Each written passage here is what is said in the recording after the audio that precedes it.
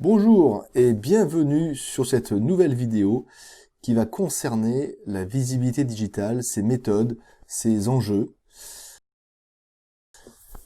D'abord, toute entreprise a besoin d'une bonne visibilité sur son marché, sur ses clients, sur ses prospects. Les enjeux de la visibilité digitale pour une entreprise passent en grande partie par la qualité de l'audience de son site web. Et cette qualité d'audience s'obtient en grande partie par la qualité de son référencement. Alors si vous êtes une entreprise, comment pouvez-vous voir si un site a une bonne qualité de référencement? Alors nous allons voir dans cette vidéo différentes méthodes qu'un prestataire peut utiliser pour son client. Tout d'abord, vous pouvez commencer à analyser la qualité du référencement de votre site. Pour ça, vous avez des outils disponibles et gratuits qui sont fournis par Google, notamment la console Google, qu'on appelle Google Search Console, qui vous permet d'avoir des données intéressantes, et également depuis Google Analytics, qui vous fournit également des données très intéressantes sur l'audience. Sur la console Google, vous verrez notamment le volume d'impression, et le volume de clics, et les mots-clés aussi à l'origine de votre audience, des mots-clés qui sont tapés depuis effectivement le moteur Google. Sur Analytics, vous verrez l'évolution de votre audience selon les différents canaux que vous avez, réseaux sociaux, le moteur de recherche Google, vos partenaires et bien d'autres sources. Et vous verrez également plein d'autres analyses possibles dans Google Analytics. Mais quand on étudie un marché et ses concurrents, vous n'avez pas accès bien sûr à leur compte Google Search Console et Google Analytics, bien entendu, malheureusement.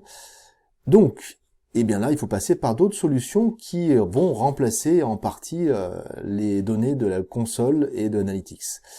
Ces données seront très utiles pour diagnostiquer votre visibilité digitale par rapport à vos concurrents. Et on peut commencer par un outil gratuit assez intéressant qui s'appelle Ubersuggest. Ubersuggest qui donc fournit un outil intégré à Chrome qui va permettre d'enrichir les résultats quand on tape des recherches avec des données qui sont des données qui proviennent d'Ubersuggest.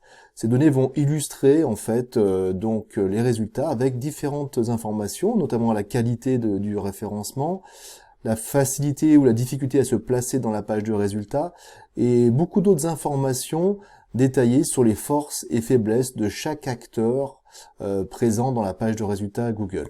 Si on utilise donc Chrome mais avec l'extension donc Ubersuggest, on va voir par exemple ici si je tape séjour Corse, des informations qui vont se rajouter à la page de résultats Google, que l'on va retrouver donc ici avec le volume de recherche et le coût par clic moyen sur le terme séjour Corse, et puis à droite ici d'autres mots-clés disponibles autour de la requête séjour Corse pas cher, tout compris avec à la fois le volume, le coût pour la publicité en moyenne et également un indicateur sur la difficulté pour arriver dans cette fameuse page de résultats. On va retrouver aussi ici tout en haut un petit onglet qui va permettre de découvrir en fait l'évolution de la recherche sur ce terme séjour Corse dans les 12 derniers mois avec une partie mobile et une partie donc desktop. Donc on voit que la partie mobile est plus importante bien sûr que la partie desktop maintenant et qui a une tendance ici qui a été un peu ralentie du fait de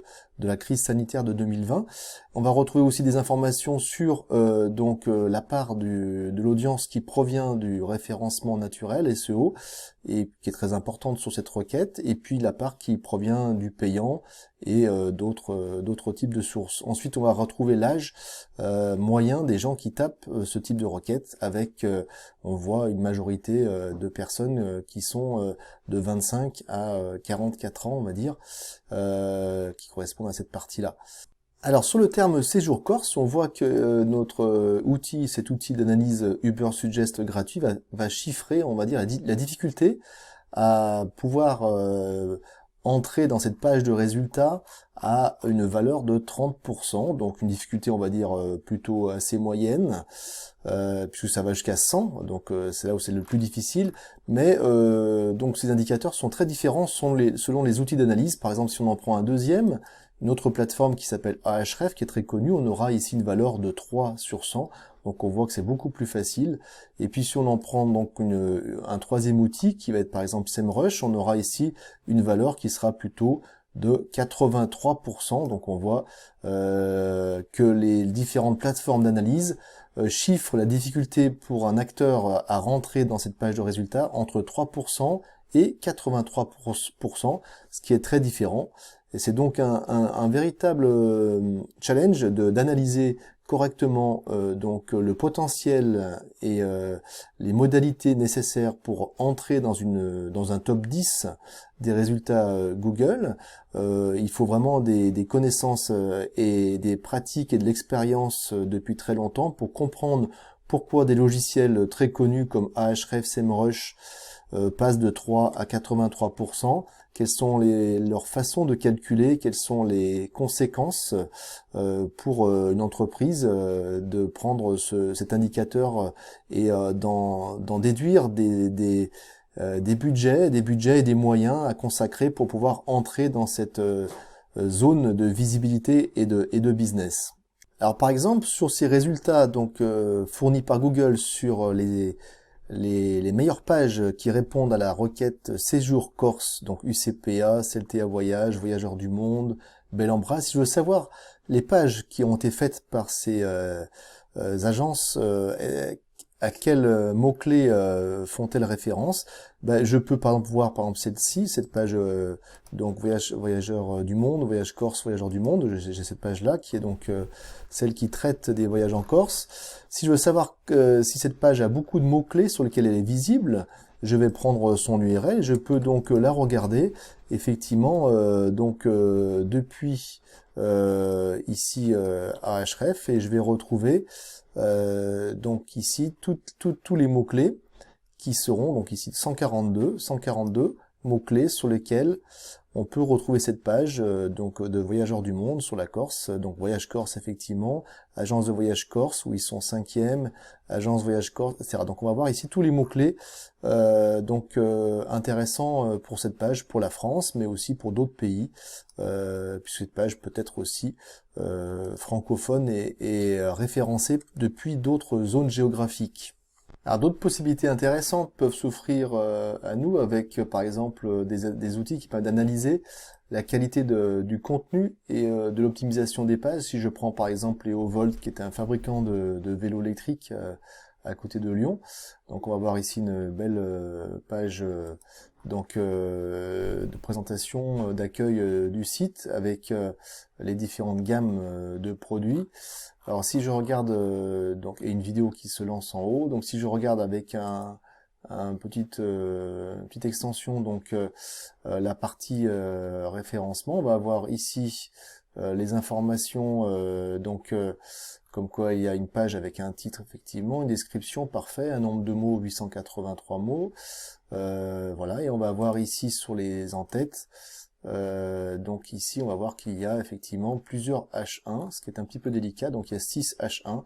H1 est un en-tête de niveau supérieur et normalement il faut éviter d'en mettre sur un site, en tout cas avec une page d'accueil, plusieurs. Il n'y a pas de raison majeure à mettre plusieurs H1. En général on en met une seule. Donc ici on voit ici quelques petites améliorations possibles effectivement sur l'organisation des en-têtes de la page. Et puis ici on va voir les termes disponibles qui ont été utilisés sur le texte de la page. Si on continue à analyser le site de ce fabricant de vélos électriques, on va retrouver ici dans cette visualisation en arborescence une visualisation classique en râteau pour Eovolt avec donc chaque branche, on va dire la langue, ici le français, ici l'allemand, et puis en dessous ensuite donc une répartition selon les modèles de vélos, les tailles et les gammes de produits de chez Eovolt. Et si on regarde un petit peu différemment avec un arbre et des couleurs, on va retrouver ici donc l'ensemble des pages du site Eovolt avec donc en vert les pages indexées, en rouge les pages qui ne sont pas indexées et donc une arborescence qui est assez éclatée sur ce site e-commerce. Si vous avez regardé cette vidéo jusqu'au bout, bravo, c'est que vous êtes probablement intéressé par la visibilité digitale. Donc abonnez-vous à la chaîne, vous aurez ainsi accès à toutes les nouvelles vidéos que je vais mettre en ligne et puis à des présentation de méthodes pour diagnostiquer, analyser et améliorer sa visibilité pour son site. À très bientôt.